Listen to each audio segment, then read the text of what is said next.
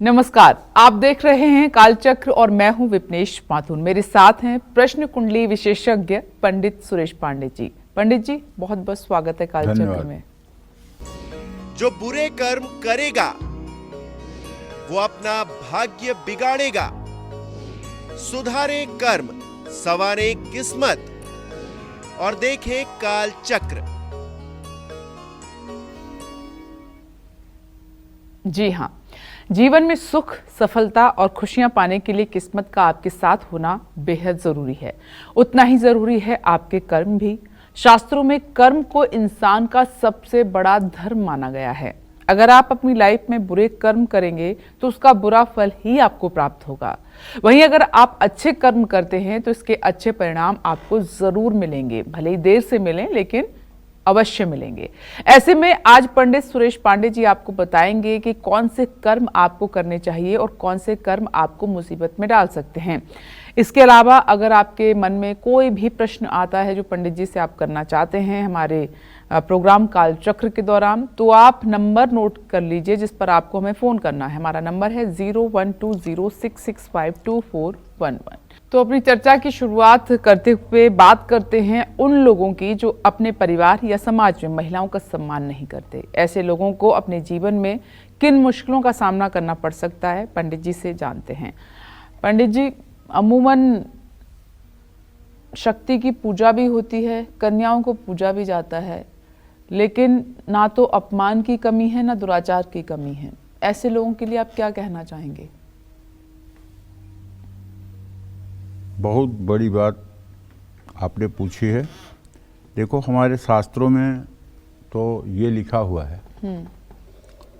आज मैं अपने दर्शकों को ये आपके प्रश्न के माध्यम से कुछ ऐसी बातें बताने वाला हूँ जो कम ज़्यादा कई घरों में देखने को मिलता है। जो गलत करते हैं वो ये भूल जाते हैं कि उनके कर्मों का लेखा जोखा भी इसी संसार में होना है।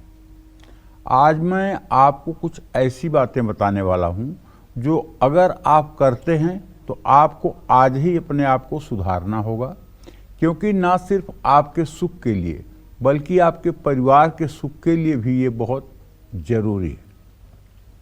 पहली बात, मनुस्मृति में लिखा है, यत्र नार्यस्तु पूज्यन्ते रमन्ते तत्र देवता, यत्र तास्तु न पूज्यन्ते सर्वास्तत्र अफला क्रिया।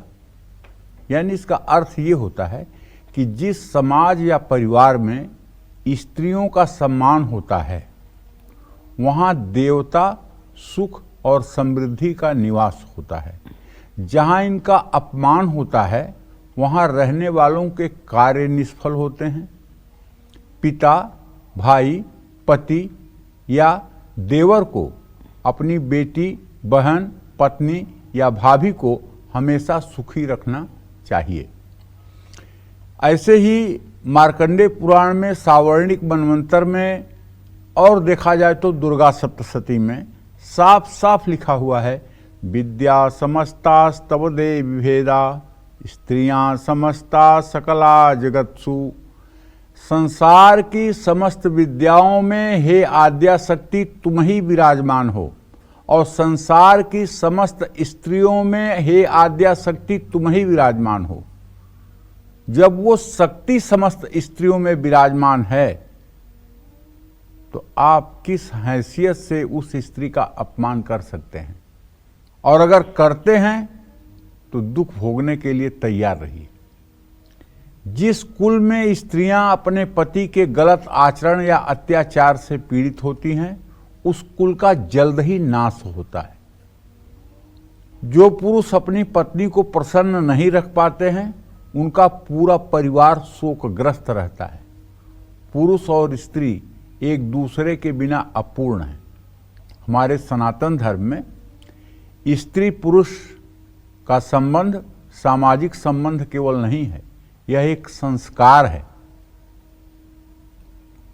संस्कार भी ऐसा कि जिसमें विष्णु वैश्वा नरः साक्षी ब्राह्मणः जाति बांधवा, जिसमें भगवान विष्णु, वैश्वानर माने अग्नि देवता, ब्राह्मण जो विवाह कराते हैं और अपने जाति के बंधु बांधव और पंचमम ध्रुव मालोक्यम और पांचवा ध्रुव तारा, ये सब साक्षी होते हैं विवाह के। विवाह एक संस्कार है।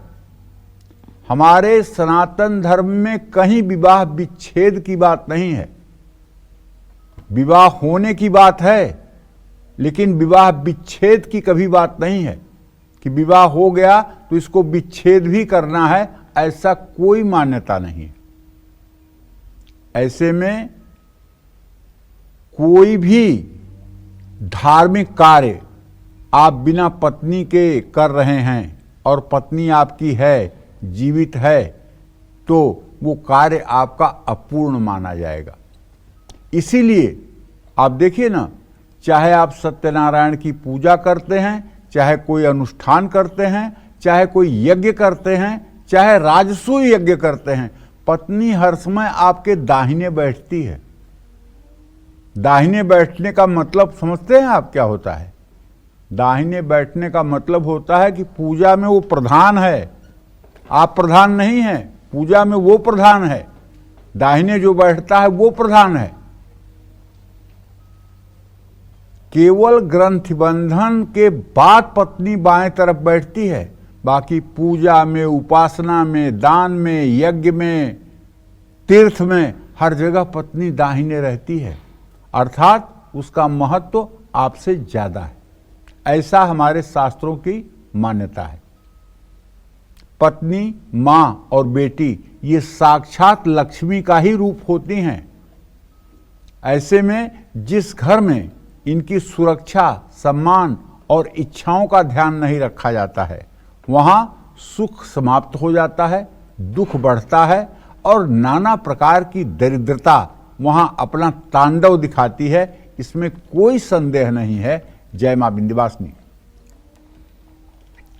स्पीच एक दर्शक हमारे साथ मौजूद है मुंबई से। कुसुम, स्वागत है आपका कालचक्र में। अपना प्रश्न पंडित जी से पूछिए। हेलो। हाँ बोलो कुसुम। प्रणाम। खुश रहो। प्रणाम। जय मां विंध्यवासिनी। जय मां पंडित जी, मैं विंध्यवासिनी आपका 10 बरस से प्रोग्राम देख रही हूँ। जी। मुझे बहुत अच्छा लगता है, आप मुझे बहुत पसंद है। मैं आने वाली थी, लेकिन हमारे आदमी की तबीयत खराब हो गई है, बहुत ब्लड में क्या गड़बड़ी हो गई, कुछ पता ही नहीं चल रहा। बहुत दवा कराए और हमारा 3 क्वेश्चन है। हमारे पुत्र अभिषेक दुबे हैं, 5/2/1988, सुबह 7:15 वाराणसी का जन्म है। उनकी शादी नहीं बैठ रही है, एकदम बैठ के मतलब एंगेजमेंट होने के समय पे शादी को टूट जाती है। और हमारे आदमी बीमार है, मैं भी बीमार रहती हूँ। देखो, तुम्हारे बेटे के विवाह के बारे में कुसुम तो यही कहना चाहूंगा कि शुक्र और मंगल की युति बनी हुई है। विवाह में ज़्यादा विलंब की स्थिति नहीं है। सन 2024 में नवंबर दिसंबर तक इसका विवाह हो ही जाएगा और अच्छा विवाह होगा। जहाँ तक तुम्हारे पति के सेहत का प्रश्न है, तो देखो, इनको तो जो मुझे लग रहा है, इनको तो थोड़ी सी लीवर की प्रॉब्लम है और लीवर की प्रॉब्लम के कारण ही इनको डायबिटीज और मतलब कि दूसरे रोग भी हो रहे हैं। इन्हें मतलब कि खान पान में चिकनी चीज़ों का सेवन नहीं करना चाहिए और किसी अच्छे चिकित्सक का परामर्श लेना चाहिए। और रोज़ नहाने के बाद इन्हें अपने पूरे शरीर में भस्म विभूति जो भगवान शिव जी को लगाई जाती है, वो भस्म विभूति अपने पूरे शरीर में लगानी चाहिए। कोई अंग न बाकी रहे जहाँ भस्म विभूति न लगाई जाए, लेकिन लगना ऐसा चाहिए कि लगने पर दिखे न कि भस्म विभूति लगी है। हाँ, इतना हल्का लगना चाहिए और पूरे शरीर में लगनी चाहिए। अगर नहाने के बाद 40 दिन तक भस्म विभूति लगा लेंगे तो निश्चित रूप से दवाइयाँ काम करेंगी और इनका स्वास्थ्य ठीक हो जाएगा। जहाँ तक कुसुम आपने अपने बारे में पूछा है, तो मैं बताऊं बेटा कि आपके रोग भाव का स्वामी मंगल बुध शुक्र के साथ है। आपको शरीर में दर्द की शिकायत है, एलर्जी की प्रॉब्लम है, नसों में खिंचाव रहता है। इसके लिए तो आप सीधे शनिवार की शाम पीपल के पेड़ के नीचे सरसों के तेल का दिया जला के और पीपल की 7 परिक्रमा करना शुरू कर दीजिए। 7 शनिवार में ही आपको राहत मिल जाएगी और दवाइयाँ काम करने लगेंगी। इसमें कोई संशय नहीं है। जय मां विंध्यवासिनी। और अब बात करते हैं उन कर्मों की जिस वजह से माँ लक्ष्मी आपसे रूठी हुई हैं, आपके जीवन से सुख चैन सब छिन गया है, आपकी सारी सेविंग्स दवाइयों में खर्च हो रही है। कौन से हैं वो कर्म जो आपको नहीं करने चाहिए? आइए जानते हैं पंडित जी से। पंडित जी बताएं। देखो, जिस घर में महिलाओं का, देवी देवताओं का अपमान होता है, देवी देवताओं की मूर्ति रखी हुई है लेकिन ना उन्हें कोई स्नान करा रहा है, ना उन्हें कोई धूप दीप दिखा रहा है, वो सूखे पड़े हुए हैं, ना उनकी आरती हो रही है, ना उनका भोग प्रसाद लग रहा है, केवल मूर्ति ले आकर के रख लिए हैं और वो ऐसे ही पड़े हुए हैं, तो उससे क्या होगा? घर में सिर्फ नकारात्मक ऊर्जा फैलेगी, घर में अभाव का वातावरण होगा, घर के लोग तामसी हो जाएंगे। और जिस घर में तामसी भोजन हर रोज बनता है, तामसी भोजन का मतलब मांसाहार से है, जिस घर में ऐसा भोजन नित्य बनता है उस घर में सुख संपन्नता बहुत दूर की बात है। कुछ दिनों के लिए अगर आपका प्रारब्ध बढ़िया है, आपका पूर्व जन्म बहुत अच्छा रहा है और आपने काफ़ी पुण्य जमा किया है, तो उसके फल के परिणाम स्वरूप आप सुख भोग लीजिए। लेकिन जिस दिन वो आपका अविनाशी बैंक का खजाना खत्म होगा, उस दिन के बाद जो दुर्गति होगी उसकी आप कल्पना नहीं कर सकते। बड़े बड़े अमीरों को आप देख लीजिए, जो 15-15 किलो के सोने का जो है कमोड बनवा करके और उसको यूज करते थे, आज उनकी दशा क्या है? आज उन्हें देश छोड़ना पड़ा है, आज वो दर दर की ठोकरें खा रहे हैं। बस ये है कि पुण्य समाप्त हो गया तो फिर दुर्दशा चालू।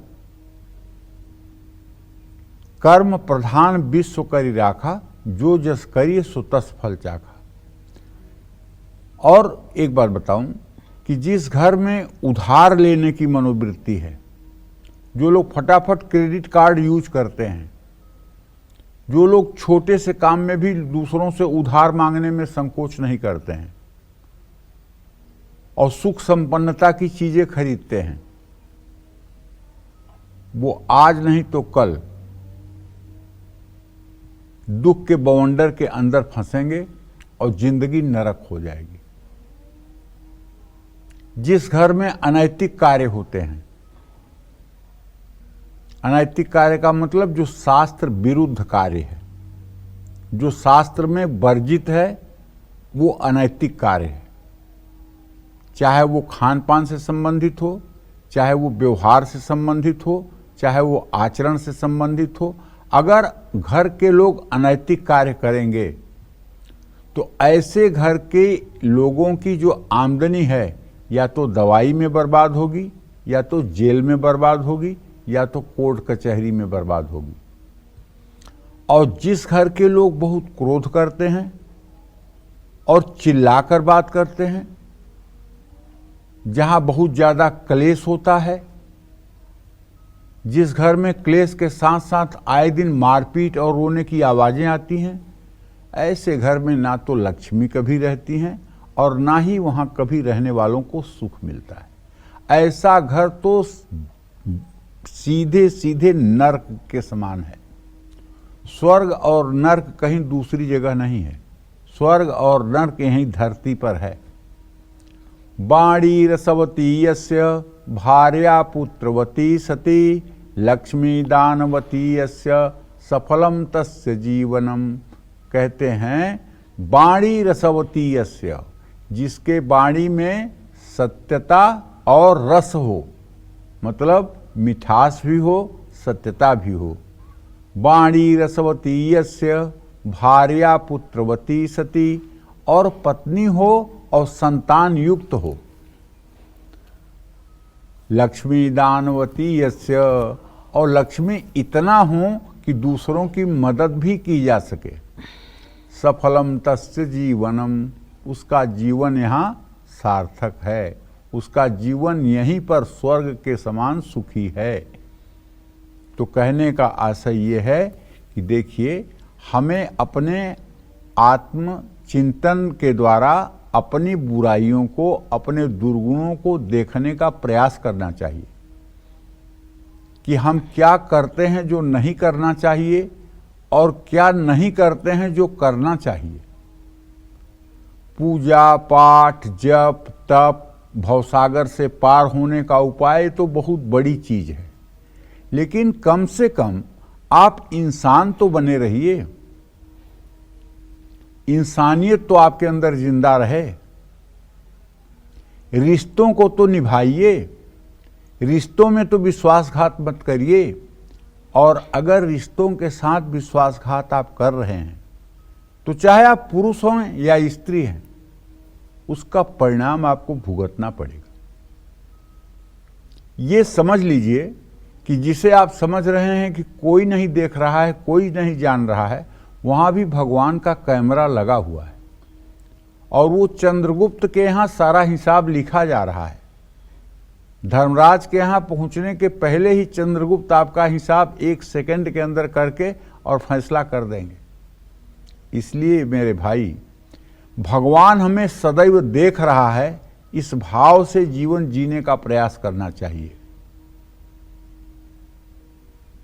और एक बार फिर कहना चाहूंगा, पत्नी के प्रति, मां के प्रति, बहन के प्रति, बेटी के प्रति, बुआ के प्रति सम्मान का भाव होना चाहिए। पत्नी से विश्वासघात नहीं होना चाहिए, माता पिता का अपमान नहीं होना चाहिए, बेटी का अनादर नहीं होना चाहिए। जितनी शक्ति सामर्थ्य हो, उस शक्ति सामर्थ्य से इनका भरण पोषण करना चाहिए। ये आपके पुरुषार्थ की असली पहचान है। और अगर ऐसा आप करते हैं तो भगवान आपको सामर्थ्य देगा कि आप और कर सकें। और अगर ऐसा आप सामर्थ्यवान होते हुए भी नहीं करते हैं तो बहुत जल्दी आपके सामर्थ्य को समाप्त कर दिया जाएगा। जय मां विंध्यवासिनी। दर्शक इस बीच हमारे साथ मौजूद हैं देहरादून से आरती। स्वागत है आपका कालचक्र में। अपना प्रश्न पंडित जी से कीजिए। नमस्कार पंडित जी। सदा सुखी रहो बेटा। पंडित जी, मैं अपनी बेटी के बारे में पूछना चाह रही थी। 14 तारीख 7वां महीना 2006 बार शुक्रवार 11:55 रात को हुई थी ये। इसका भविष्य आगे क्या होगा? बिल्कुल कैसे नहीं मानती है सर, ये बिल्कुल भी नहीं। पूछना था मुझे। क्या पूछ रही हो? फिर से पूछो एक बार। पंडित जी, मैं पूछना चाह रही थी इसका आगे का भविष्य क्या होगा, ये करेगी आगे? हाँ चलो मैं बता दे रहा हूँ। इसका आगे का भविष्य बहुत सुंदर है, एकदम चिंता करने की बात नहीं है। बुध और 29 फरवरी के बाद ही, ये 18वें साल में ही 29 फरवरी के बाद ही इसके अंदर बहुत चेंज आने वाला है और ये अपने पढ़ाई के प्रति काफ़ी गंभीर हो जाएगी। और इसके 10वें भाव में आरती शुक्र मंगल बुध के साथ है। अगर ये प्रशासनिक सेवा की तैयारी करे तो निश्चित रूप से इसे सरकारी नौकरी भी मिलने का योग है और इसका भविष्य भी अच्छा है। बस करना इसको ये है कि रविवार के दिन इसको सूर्य को जल देना चाहिए और कम से कम 108 बार गायत्री मंत्र जरूर बोलना चाहिए। अगर ये सूर्य को नियमित अर्घ देना शुरू कर दे और रविवार के दिन गायत्री मंत्र बोलना शुरू कर दे तो निश्चित रूप से इसका आत्मविश्वास भी बढ़ेगा, स्वास्थ्य भी ठीक रहेगा और भविष्य भी ठीक होगा। जय मां विंध्यवासिनी। अगर आपके सभी काम बिगड़ रहे हैं, आपकी इनकम बढ़ने का नाम नहीं ले रही है, पैसा दवाइयों पर खूब खर्च हो रहा है आपका, तो अपने कर्मों पर आप जरूर गौर करें, क्योंकि आपके कर्म आपको इन मुसीबतों में डाल रहे हैं। अपनी चर्चा को आगे बढ़ाते हुए बात करते हैं उन कर्मों की जो आपका सुख चैन छीन रहे हैं, आपके घर में रोग दोष को बढ़ा रहे हैं। पंडित जी बताइए।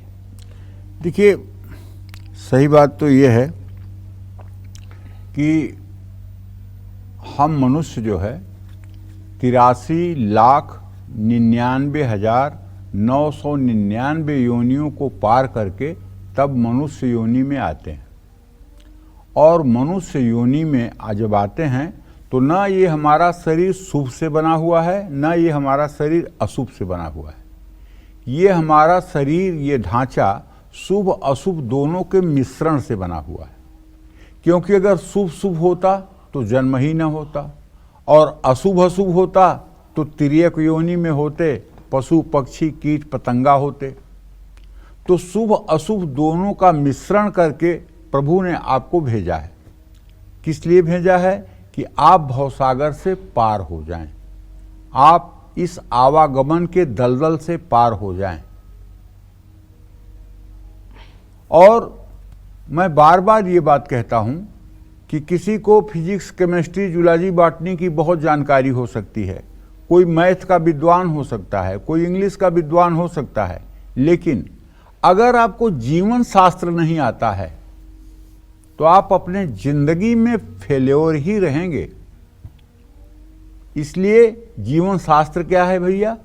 उठना, बैठना, हंसना, बोलना, किसी का स्वागत करना, किसी को छोड़ना, किसी से मिलना और परिवार को कैसे चलाना है, ये जीवन शास्त्र सिखाता है। और इसी क्रम में जो हमारा वास्तु है घर का, जहां हम रहते हैं, वहां का जो वास्तु है वो बहुत महत्वपूर्ण भूमिका अदा करता है। अगर आपके घर में आपका बेडरूम अग्नि कोण में, माने साउथ ईस्ट में या दक्षिण दिशा में या नैऋत्य कोण में, अगर ऐसे वाले किसी मकान में आप रहते हैं तो वहां कभी सुख नहीं मिलता है। लेकिन ये बेडरूम की बात नहीं है, इस दिशा के घर की बात है। जिस घर में गंदगी होती है उस घर में ना सुख होता है और ना लक्ष्मी की कृपा मिलती है। घर में काले, कत्थई, मटमैले, जामुनी और बैगनी रंग का इस्तेमाल करना भी शुभ नहीं माना जाता है। जिस घर का बाथरूम जितना साफ सुथरा होगा और किसी तरह की स्मेल नहीं होगी, वहां उतनी ही ज्यादा संपन्नता होगी। और जिस घर का बाथरूम अस्त व्यस्त होगा, जिस घर के बाथरूम में स्मेल आएगी, जिस घर का बाथरूम गंदा होगा, उस घर में चाहे जितनी कोशिश कर लीजिए, कभी लक्ष्मी का वास नहीं हो सकता तो नहीं हो सकता। और बाथरूम, वॉशरूम या किचन, तीनों को कभी गीला नहीं रखना चाहिए। अगर आप नहा रहे हैं और नहा के निकल रहे हैं तो तुरंत वाइपर से अपने बाथरूम की फर्श को साफ करके निकलें। इसमें आपका कोई बहुत समय नहीं जाना है, 1 मिनट से ज़्यादा समय नहीं जाएगा, लेकिन बाथरूम को हर समय सूखा रखना चाहिए। रात में कपड़े सुखाने से भी सुख छिन जाते हैं। ब्रह्म मुहूर्त और संध्या काल में झाड़ू लगाने से, घर में मकड़ी के जाले होने से दुख बढ़ते हैं। छत पर बांस रखने से या दरवाजे की चौखट रखने से भी दुख और दरिद्रता बढ़ती है। छत के ऊपर जलावनी लकड़ी भी नहीं रखनी चाहिए। जलावनी लकड़ी रखने पर भी घर में विपत्तियों का ढेर लग जाता है। छत को साफ सुथरा और खाली रखना चाहिए, इस बात का पूरी तरह से ध्यान देना चाहिए। वास्तु के नियमों का अगर आप ध्यान देंगे तो निश्चित रूप से, हाँ, जिस घर में ईशान कोण में टॉयलेट होगा, उस घर में एक बार ईश्वर भी अगर चाहें तो आपको सुखी नहीं कर सकते, क्योंकि वो ईशान कोण है। ईशान शिव जी का नाम है, वो भगवान शिव का स्थान है। वहां आप गंदगी करोगे और सुख कैसे मिलेगा? और मैं तो सभी बिल्डरों से भी कहना चाहता हूं कि आप इतना पैसा खर्च करके जब प्लानिंग करते हैं तो आपको वास्तु के हिसाब से घर बनाने में कौन सी परेशानी आती है? अगर आप वास्तु के हिसाब से घर बनाएंगे तो आपका घर बिकने में भी आसानी होगी और जो लोग उस घर को लेंगे वो लोग भी सुखी रहेंगे। लेकिन बिल्डर अहंकार के वशीभूत होकर के जैसे नक्शा बन गया वैसे घर बना देते हैं। उनको रहना थोड़ी है, उनको तो बेचना है। ये गलत बात है ना। हम कोई चीज किसी को अगर दे रहे हैं तो उसका वो सदुपयोग करे और सुखी रहे, ऐसी हमारी कामना होनी चाहिए ना।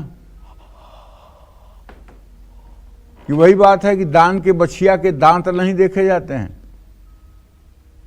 कि वो गाय बूढ़ी है कि गाय जवान है, दान देना है तो दे दिया तो दे दिया। तो सभी लोगों को सतर्क होकर के अपने वास्तु पर भी ध्यान देना चाहिए। वास्तु बहुत बड़ी चीज है। अगर जिस घर का वास्तु 100% सही हो, मैं दावे के साथ कह सकता हूं, ऐसे घरों में दुर्भाग्यशाली लोग भी अगर रहेंगे तो उनके जीवन में भी सामान्य सुख जरूर रहेगा, इसमें कोई दो राय नहीं है। जय मां विंध्यवासिनी। अब अपनी चर्चा को आगे बढ़ाते हुए बात करते हैं, क्या आपकी परेशानियां खत्म होने का नाम ही नहीं लेती हैं? क्या आप पर हमेशा संकट बना रहता है?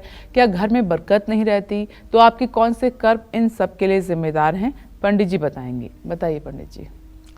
देखिए, संधिकाल में अनिष्ट शक्तियां प्रबल हो जाती हैं। संधिकाल किसे कहते हैं?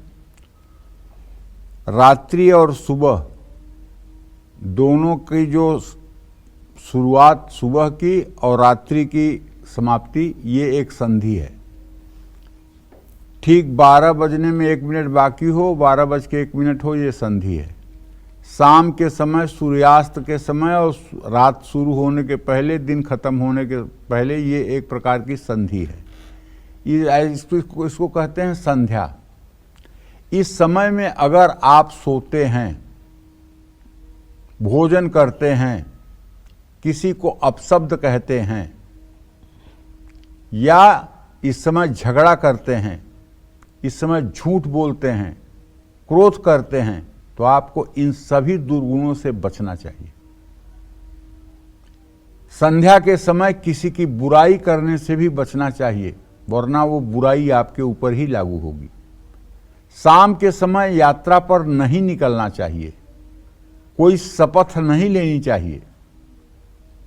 शाम के समय धन का लेन देन सूर्यास्त के बाद नहीं करना चाहिए। शाम के समय घर की चौखट पर नहीं खड़े होना चाहिए। शाम के समय सोना, खाना, इन सब चीज़ों से संकट बढ़ता है। ऐसा न करने से घर की उन्नति समाप्त हो जाती है और व्यक्ति परेशानियों से घिर जाता है। तो शाम के समय, सूर्यास्त होते समय आदमी को सोना तो बिल्कुल नहीं चाहिए, खाना तो बिल्कुल नहीं चाहिए। इन सब चीज़ों का अगर आप ध्यान, पहले हमारे पूर्वज, हमारे बड़े बुजुर्ग ये सब सारी बातें बताते थे, और आज बड़े बुजुर्गों के साथ रहना नहीं हो पा रहा है, तो इन सब बातों को कोई बताने वाला नहीं है। तो मैं ही बता रहा हूँ आपको। आप इन नियमों को फॉलो करिए और देखिए कैसे आपके घर में सुख समृद्धि का वास हो जाता है। जय मां विंध्यवासिनी। कौन से कर्म आपके घर में दरिद्रता और नेगेटिविटी को बढ़ा रहे हैं? कौन से कर्म आपके जीवन में शनि को अशुभ बना रहे हैं? आइए पंडित जी से जानते हैं। पंडित जी बताएं। देखिए, अगर आप दक्षिण दिशा में पैर करके सोएंगे तो इससे निश्चित रूप से कष्ट बढ़ेगा, आपके शरीर में रोग बढ़ेगा और आपका दुर्भाग्य उदय होगा और धन का नाश होगा। अगर आपके दांत गंदे रहते हैं, आप प्रॉपर तरीके से ब्रश मंजन दातून नहीं करते हैं और बार बार आपको थूकने की आदत है, नाक कान में बार बार उंगली डालते हैं, तो इससे भी आपके शारीरिक कष्ट बढ़ेंगे। भोजन करने के बाद थाली में हाथ नहीं धोना चाहिए। भोजन करने के बाद थाली को टेबल पर नहीं छोड़ना चाहिए। पलंग के नीचे थाली को नहीं रखना चाहिए। जूता पहनकर कभी भी भोजन नहीं करना चाहिए। अमावस्या के दिन घर में झाड़ू नहीं लाना चाहिए खरीद कर, इससे दरिद्रता आती है, नकारात्मक ऊर्जा बढ़ती है, बरकत चली जाती है। भादों के महीने की अमावस्या के दिन भी घर में आटा खरीद कर नहीं लाना चाहिए। अमावस्या के दिन तेल नहीं लगाना चाहिए। अमावस्या पर पितरों का दिन है, ऐसे में देव कर्म के लिए पूजन सामग्री भी अमावस्या के दिन खरीद कर नहीं लानी चाहिए। अमावस्या के दिन मांस मदिरा का सेवन भूल करके भी नहीं करना चाहिए। अमावस्या का संबंध शनि से है, ऐसे में मांस मदिरा का सेवन करने से शनि अशुभ फल देता है और पितर रुष्ट होते हैं। इन सब बातों का अगर आप अपने जीवन में ध्यान दें तो निश्चित रूप से जीवन में सकारात्मक सुधार होगा। देखिए, एक बात जान लीजिए, हम कोई कबूतर तो पैदा नहीं हुए हैं कि जो हमारी किस्मत में लिखा है वही होगा। हम इंसान हैं और इंसान चाहे तो वो अपनी साधना से, अपने आचरण से और अपनी सोच से अपने भाग्य को बदल सकता है। इसके तमाम उदाहरण हमारे शास्त्रों में पड़े हुए हैं। इसके तमाम उदाहरण हैं। मार्कंडेय ऋषि की आयु 5 वर्ष की थी, लेकिन उन्होंने महामृत्युंजय का जप करके सनत सनंदन सनातन कुमार के कहने पर महामृत्युंजय का जप करके उस शिवलिंग को पकड़ लिया। मतलब वो अमर हो गए मार्कंडेय जी। नहीं मृत्यु उनका कुछ बिगाड़ पाई। इसी तरह से चाहे जितनी बड़ी दरिद्रता आपके घर में हो, आप एक मेरा प्रयोग करके देखिए। अगर आपके घर में कोई अविवाहित कन्या है तो उसको श्री सूक्तम का पाठ सिखा दीजिए। संस्कृत में करना, श्री सूक्तम का पाठ सिखा दीजिए। यूट्यूब चालू करिए, उसमें श्री सूक्तम बोलेगा, उसी के आधार पर उसको सिखा दीजिए। क्योंकि आजकल लोगों को संस्कृत पढ़ना कम आता है, इसलिए मैं बता रहा हूँ। और उस कन्या से हाथ जोड़कर आग्रह करिए कि बेटा आप जैसे सब कुछ करते हो वैसे 16 बार सुबह शाम दिया जला के श्री सूक्त का पाठ घर में कर दो। और उस कन्या से आप श्री सूक्त का पाठ शुरू करवा दीजिए। और 1 वर्ष बाद आप अपने घर की पूरी गृहस्थी का अनुमान लगा लीजिए। अगर आपके घर में चमत्कार न हो जाए तो कहिएगा। ये कुंवारी कन्या ही कर सकती है। शादीशुदा महिलाएं अगर इस काम को करेंगी तो उसका आधा फल होगा, लेकिन कुंवारी कन्याएं अगर करेंगी तो उसका 100% फल होगा। और ये उनके पितृकुल और पतिकुल दोनों के लिए एक प्रकार से बहुत बड़ी पूंजी बन जाएगी। इसमें कोई दो राय नहीं है। जय मां विंध्यवासिनी। दिन कौन सा तिलक लगाने से बनेंगे आपके काम और पूरी होगी आपकी हर मनोकामना? आइए पंडित जी से जानते हैं। पंडित जी, तिलक के बारे में बताइए। चंदनम वंदते नित्यम पवित्रम पापनाशनम आपदम हरते नित्यम लक्ष्मीर्वसतु सर्वदा। किसी भी सनातन धर्मी का मस्तक बिना चंदन के नहीं होना चाहिए।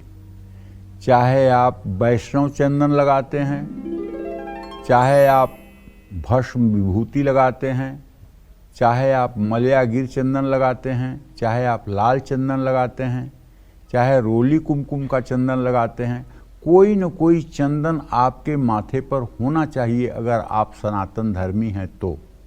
जैसे महिलाओं के माथे पर बिंदिया न होने पर महालक्ष्मी उनको देख करके दुखी होती हैं, उसी तरह से आपके माथे पर चंदन न होना देख करके देवता दुखी होते हैं। सोमवार को चाहिए कि आप अपने माथे पर सफ़ेद चंदन का तिलक करें। ऐसा करने से आपका क्रोध कम होगा, मन और मस्तिष्क संतुलित रहेगा। ये सफ़ेद चंदन कौन सा होता है? मलया गिर चंदन होता है। इसका नाम है मलया गिर। और मंगलवार को लाल चंदन की लकड़ी को घिस करके पत्थर पर उसका चंदन लगाना चाहिए, या चमेली के तेल में घुला हुआ सिंदूर अगर हो तो उसका तिलक लगाना चाहिए। ऐसा करने से आपकी ऊर्जा और आत्मविश्वास दोनों बढ़ेगा, आर्थिक स्थिति भी मजबूत होगी।